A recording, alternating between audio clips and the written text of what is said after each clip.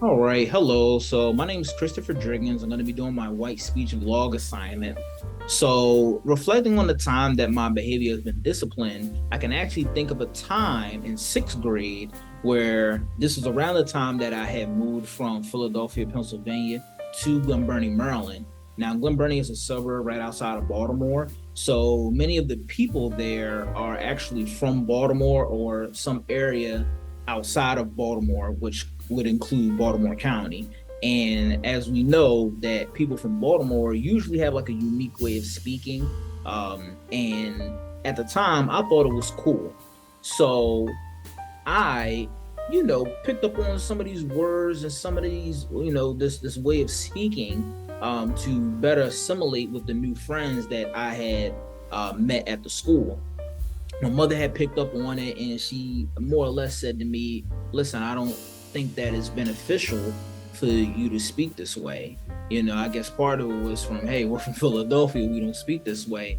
But also, I think a part of it was she didn't want to make it natural for me to the point where I don't have the ability to switch it off in a professional setting, which, as we know, Black people actually do have this ability to do this more or less.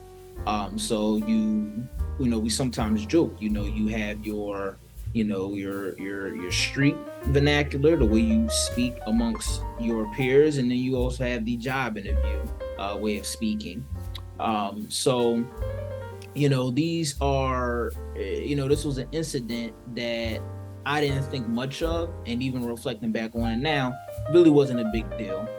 Now, have I ever assumed something about someone based off of the way that they speak? Absolutely. In this case, I thought that, people who speak AAVE, I thought that they were unintelligent. I thought that the way that they were speaking was a bastardized form of English and it was illegitimate.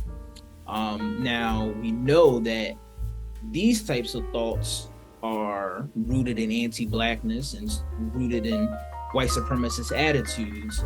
So that is something that I had to consciously remove from my mind.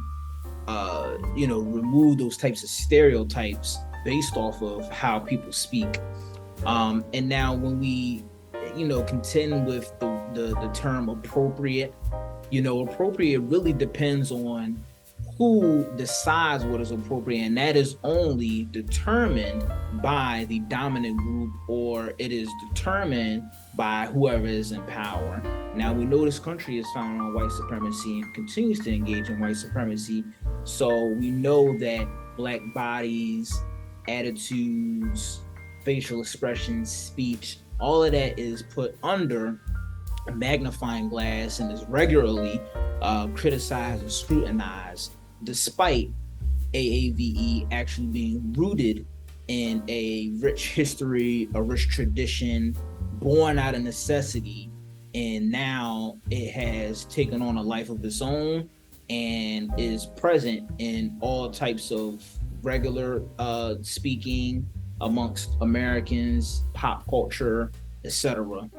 So I think that it is important for us to really recognize how people speak and the origins of it so we can better develop an appreciation for many of these different ways of speaking, dialect, slang, etc. So that ends my white reflection vlog. Hopefully I have provided something of value and my thoughts had value. So I'm going to end it off with this. Thank you.